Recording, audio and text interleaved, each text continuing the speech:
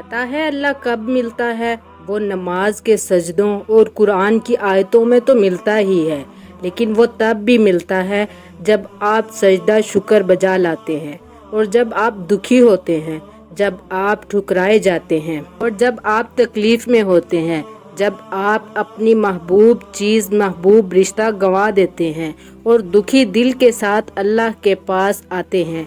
एक वही तो है जो आपको ठुकराता नहीं है, बल्कि पहले से ज़्यादा मोहब्बत के साथ आपको अपना लेता है।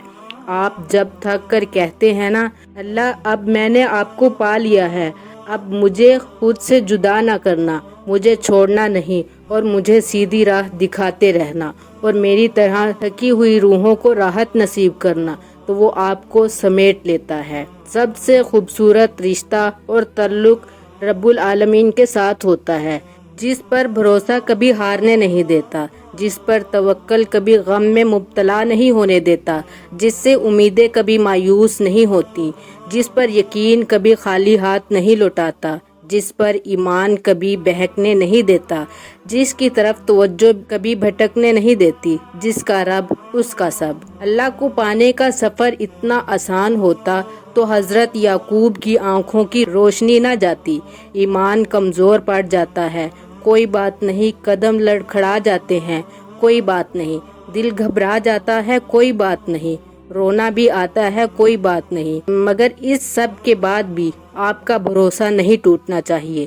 चलते चलते थक भी गए हों तो कदम रुकने नहीं चाहिए। फिर यहीं पे अल्लाह उस प्यारे बंदे को मिलते हैं, वो जो सफ़र करते रहते हैं, वो जो गिर कर भी थकते नहीं, भटकते नहीं, और यकीन आपको अल्लाह का बना देता है। मोजज़े होते हैं, दुआएं भी होती हैं, और इधर कबूलियत की उम्मीद भी मिल जाती है। मुसलमान अपने नफ्स को खुश नहीं करता। किसी बुजुर्ग ने कहा था, जन्नत सिर्फ 2 कदम है, एक कदम तुम अपने नफ्स पर रख दो तो दूसरा जन्नत में होगा। कामयाब अज़दवाजी जिंदगी का ताल्लुक ना तो मर्द की शानदार आमदनी से है और ना ही खातून के हुस्न से मशरूत है।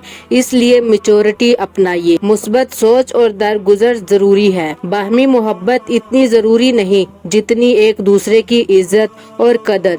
ये होंगे तो मोहब्बत खुद ब खुद हो जाएगी। एक दूसरे का एहसास करें और साथ अपनी जिम्मेदारी को समझें। आप मर्द हैं तो मर्द बनकर अपनी बीवी को एतमाद दें, तहफ़्फ़ुज़ दें। औरत हैं तो मोहब्बत, खिदमत और इसारो वफा से दिल जीत लें। निकाह एक पाकीज़ा रिश्ता है और निकाह के बगैर कोई मोहब्बत सच्ची हो ही नहीं सकती। लिहाजा निकाह से पहले एक दूसरे को दस्तयाब होकर अपनी कीमत मत घटाएं, और फिर हराम में ना तो सुकून है और ना ही बरकत। आप हलाल के लिए दुआ करें, अल्लाह जानता है नियतों को, और अच्छी नियत वालों को अल्लाह मायूस नहीं करेगा। सोचिएगा ज़रूर, ये अल्लाह की तरफ से आपके लिए इशारा भी हो सकता है। आंसुओं का अल्लाह पाक के यहाँ मुकाम सबसे अफजल है। जो आंसू इसकी दहलीज पर बहा दिए जाते हैं, वो इन्हें अपने पास संभाल कर रखता है। वो एक एक आंसू का सिला दुगना करके अता करता है। कहाँ वो इसकी तख्लीक करदा वसी और अरीज समंदर है, मगर इसकी मोहब्बत इंसान के एक आंसू पे तमाम है।